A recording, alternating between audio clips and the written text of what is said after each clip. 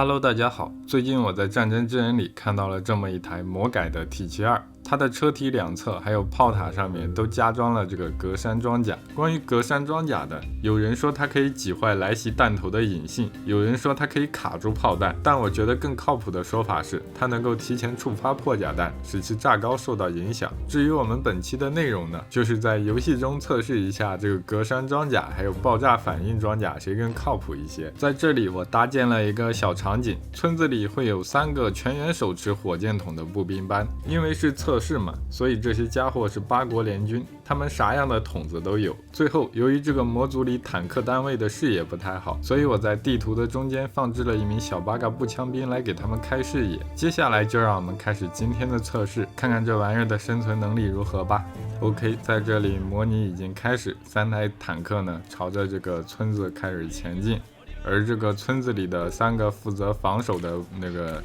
反坦克步兵班呢，也发现了这个我们用来开视野的小八嘎，他们开始朝它开火。为了不影响到对决的公平性呢，我是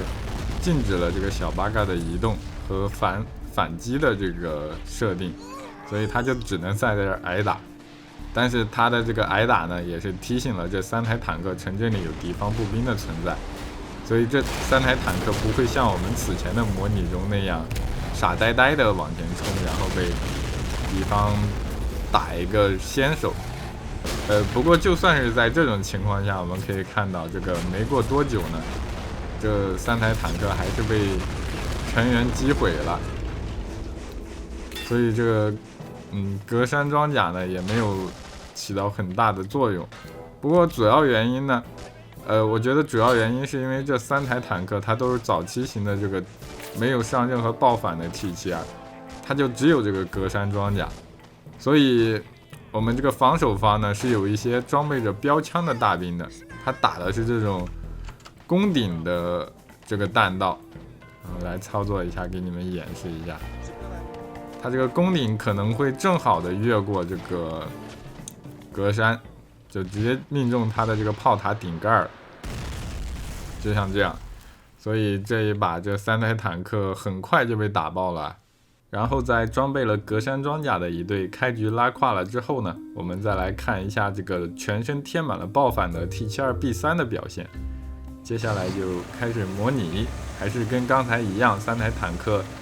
分为3个方向往这个小镇前进，然后我们负责开眼的小八嘎继续挨打。然后这边 T72 已经开始切换高爆弹，并且准备开火。这个125高爆弹在现实中打步兵的效果，我估计很多朋友也了解到了，就像这边一样，一下子就干掉了一堆，但在现实中他们会更惨。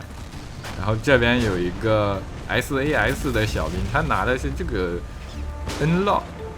好像是惯性制导吧，结果他拉胯了，一发都没有打中。倒是中路的这台被命中之后起火，我们看他正面没有爆反被触发呀，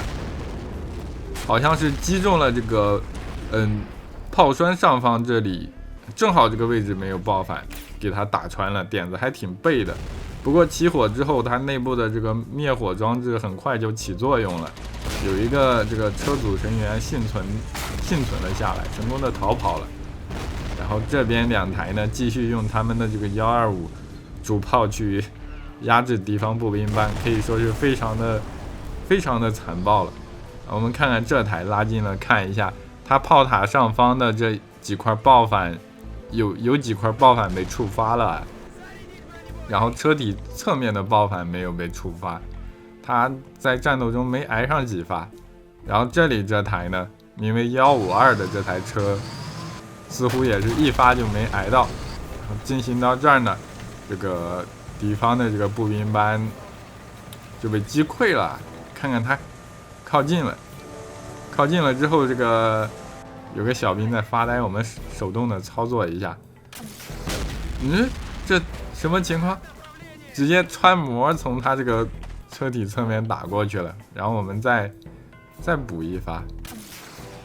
啥情况啊？这弹道这么高，这 NLAW 的弹道不应该是直的吗？它怎么会？我瞄着，然后我们再切换这个小兵，他拿的是一个好像是古斯塔夫吧，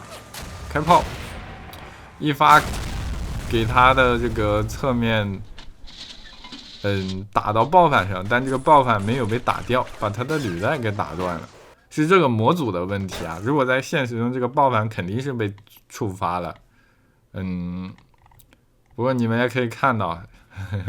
这个对比呢，就是这个爆炸反应装甲的车子还是比较能挨一些。像是那个格栅装甲呢，就属于是没有办法的情况下的一个办法，毕竟生产爆反这玩意儿还是需要一定技术和成本的。而格栅装甲这玩意儿呢，估计找一个做防盗网的老哥，一下午就能给你焊出来。好了，我们今天的看个乐视频到这就结束了。视频中的内容呢，全都是我主观的在瞎说，如有错误出现，还请大家多多指正。我们下个视频再见。